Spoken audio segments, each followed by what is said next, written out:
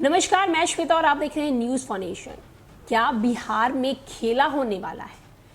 क्या बिहार में आने वाले दिनों में राजनीतिक पार्टी के खेल के नंबर के सहायक होंगे?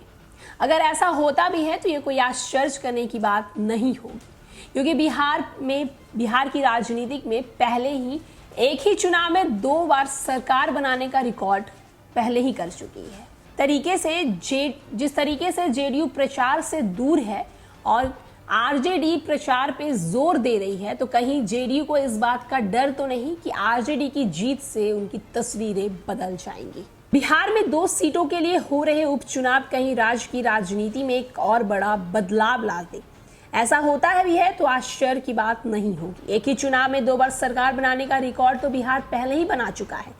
अब तक तीसरी बार भी सरकार बदल जाए तो आश्चर्य नहीं होगा।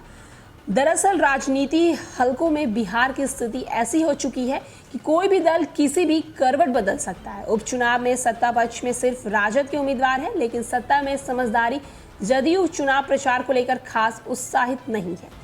ऐसे में ये चर्चा होने लगी है कि जदयू चाहती थी कि राजद दोनों में से कोई भी सीट जीते। इसके कारण भी तार्किक हैं। वैसे तो नीतीश कुमार अपने पेट का घाव दिखाकर उपचुनाव प्रचार में नहीं जाने की बात कर रहे हैं।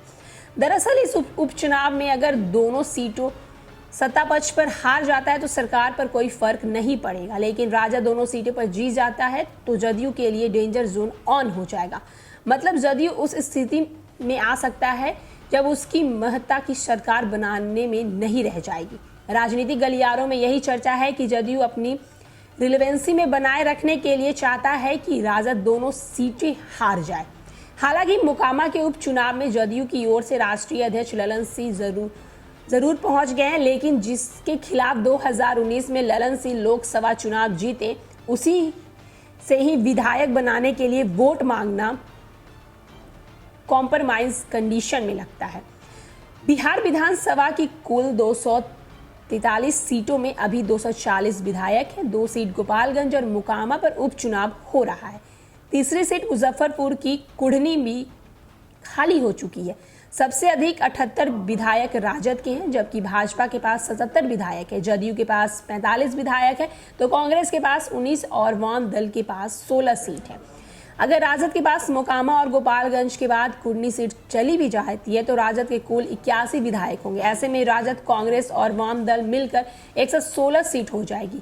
4 हम सेकुलर, 1 AIMIM और 1 निर्दलीय विधायक भी महागठबंधन में आस्था हो गई तो नीतीश कुमार और जदयू के बिना भी महागठबंधन के विधायकों की संख्या 122 हो जाएगी। जदयू अपने खिलाफ इसी नंबर गेम को रोकने की चिंता में जुटा है।